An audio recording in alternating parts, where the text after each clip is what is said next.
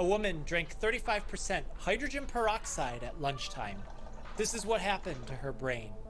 KJ is a 40-year-old woman presenting to the emergency room with her eyes wide open, but she was completely unresponsive.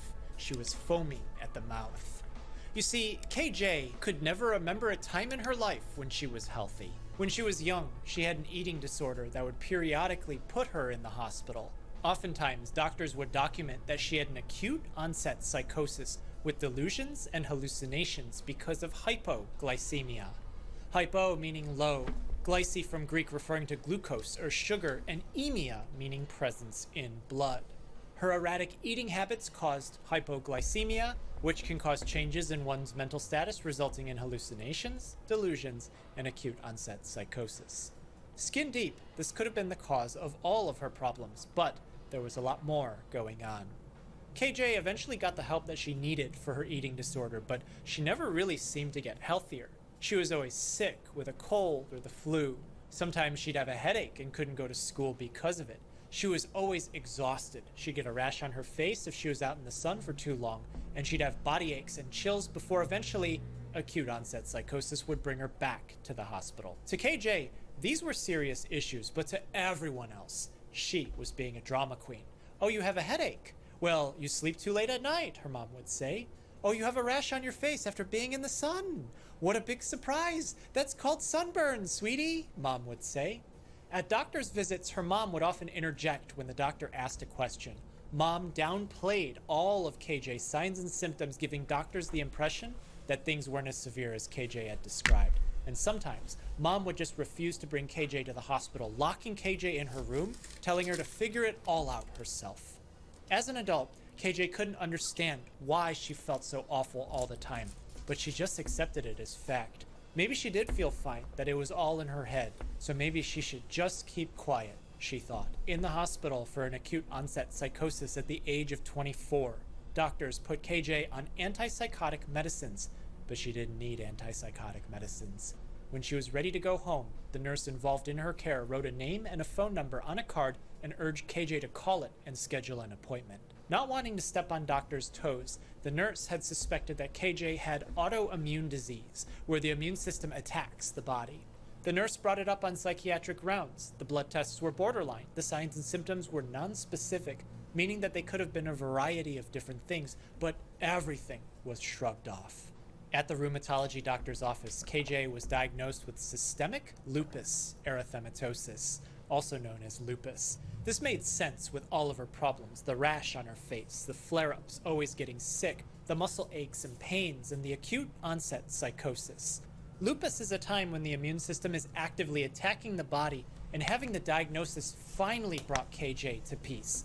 Her health problems weren't in her mind. Her mom was wrong. She wasn't being a drama queen, and doctors were overlooking this, and they didn't have KJ's health in their best interests, she thought. She took medicines for this lupus, and everything was okay.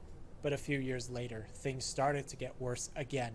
KJ had swelling in her hands and feet. She had trouble with her shoulders and hips, as doctors determined that her immune system had been attacking them to the point of rheumatoid arthritis, where the immune system starts attacking the bones and joints, causing permanent damage. This new disease would mean that she would have to take more medicines, and even then, there's no guarantee that she won't need things like a hip replacement later in life, given how aggressively her immune system had been attacking her joints. But KJ had had enough. She had been taking all these medicines for her lupus for all these years, and she didn't get any better. She ended up developing even more disease, she thought.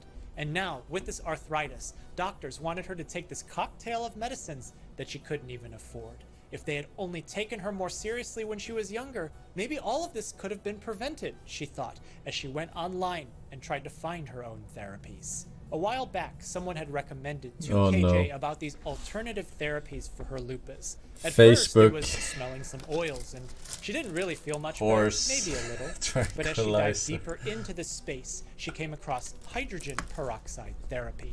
The communities online were adamant. Hydrogen peroxide is basically water with an extra oxygen. You're not just having a glass of H2O, you're going to be chugging a glass of H2O2. And without a doubt, that oxygen is totally what KJ's body needed, because when extra oxygen is present, bad things can't happen to your cells. And you know, the immune system attacking your body is just bad things happening to your cells. So definitely, to fix KJ's body, she needed this oxygen. KJ was skeptical at first because she knew these alternative therapies could be suspect. Maybe something was there, but nothing was standard. None of the communities agreed on a route of administration for this because the truth is, you really shouldn't be putting this in your body. Some sources said to infuse it directly into the blood, but KJ wasn't going to do that. Some sources said do not take by mouth, but others said it was fine so long as it was diluted.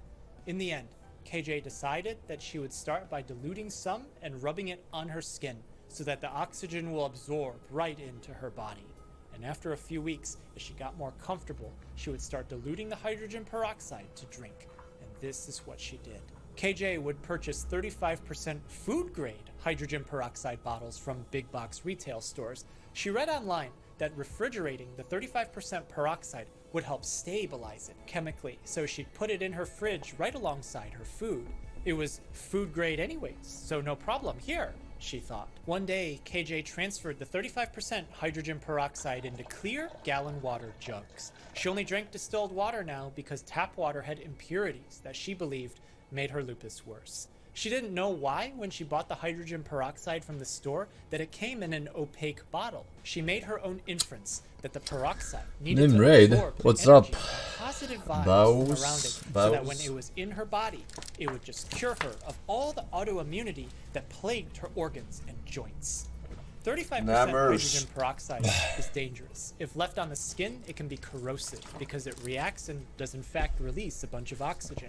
Thank you, sir. KJ made an effort to make sure that she marked the water bottles as hydrogen peroxide, but this time she was distracted and forgot and put them back into the fridge without marking them. One day at lunchtime, KJ was thirsty and needed to drink some water. She reached in for a bottle and poured herself a cup, and this time for real, she was drinking H2O2. 35%. Immediately after taking a couple of sips of the concentrated hydrogen peroxide solution, she could feel it fizz and bubble on the way down. At first, she was panicked and didn't know what was happening because she could just feel air blow right out of her nose. But then she realized that she drank the concentrated solution.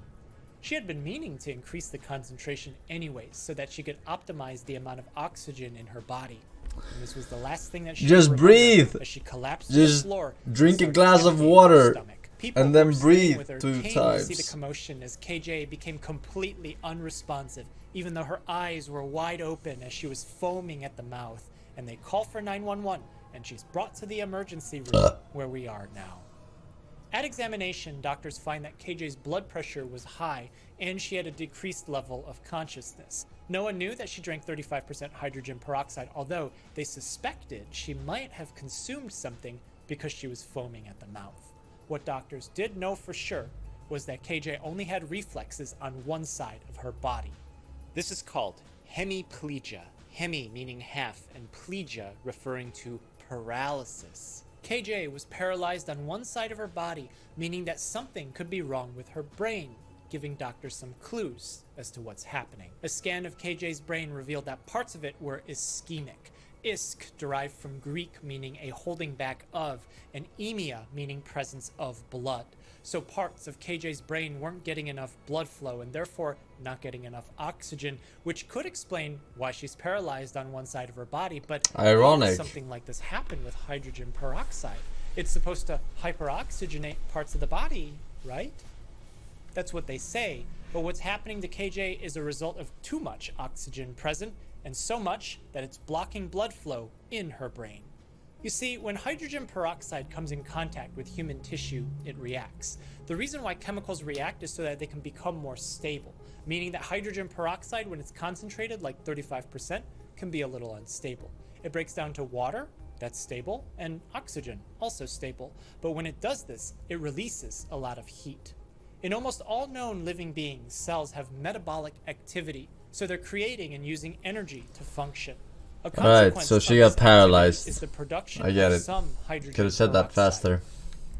If you didn't have to repeat all the Greek words in every single one of your videos.